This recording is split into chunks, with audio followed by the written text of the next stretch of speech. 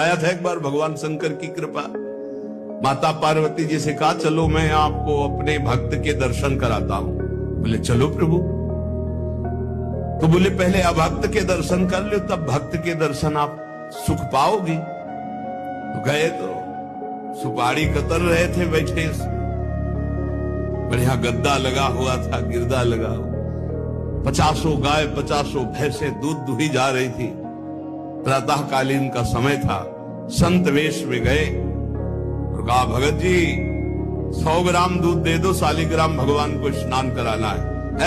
चल दिया सुबह से, और क्या क्या बोलना सुन। महादेव जी ने कहा हे भगवान, जितनी संपत्ति और वैभव इससे दुगना इसकी कर दो। माता जी ने कहा औघड़ इसीलिए कहा जाता है इनको, बड़े औघड़ नाथ है। 100 ग्राम दूध ले दिया, गाली दिया, ऊपर से कह रहे संपत्ति कह दो दुगनी। बोली नहीं पर अंदर अंदर बहुत विचित्र औढ़र दानी है आशुतोष। बोले चलो भगत के दर्शन। बोले अभक्त तो ऐसा था कि अगर आप साथ ना होते तो इसको भस्म ही कर देती हम, क्योंकि अंबा तो शक्ति है।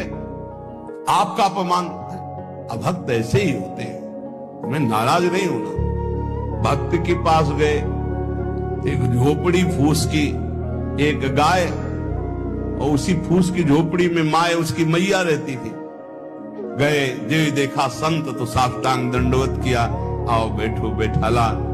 100-200 ग्राम गाय का दूध होगा, वो बढ़िया पान करने को ले दिया। प्रभु थोड़ी देर भगवत चर्चा हुई। भगवान श्री ने कहा अच्छा भाई चलते हैं, हम तो विचरण करते रहते हैं। बोले संत भगवान कभी पुनः कृपा करके आना। कुटिया के बाहर निकले और कहा हे करुणा निधान भगवान, इसकी गैया और मैया दोनों हटा मार दो। अंबा जी ने कहा आप बर्दाश्त नहीं होगा।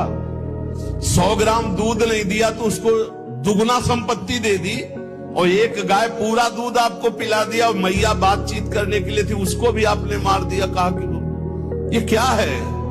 अभी तुम नहीं समझे। जब इतनी संपत्ति में साधु अपमान करके ऐसी गालियां देता, जब डबल संपत्ति होगी तो ऐसा अपराध करेगा घोर नर्क जाएगा, समझो। और इसका कुछ मन मैया में जाता है, कुछ गैया में जाता है। दोनों भगवान के पास गए हुए अखंड हमारा चिंतन करेगा, ये हमें लीन हो जाएगा। माता जी का ये बात तो सही। तो बोले जिस पर मैं कृपा करता हूं इस माया प्रपंच से उसे अपने स्वरूप में स्थित करता हूं।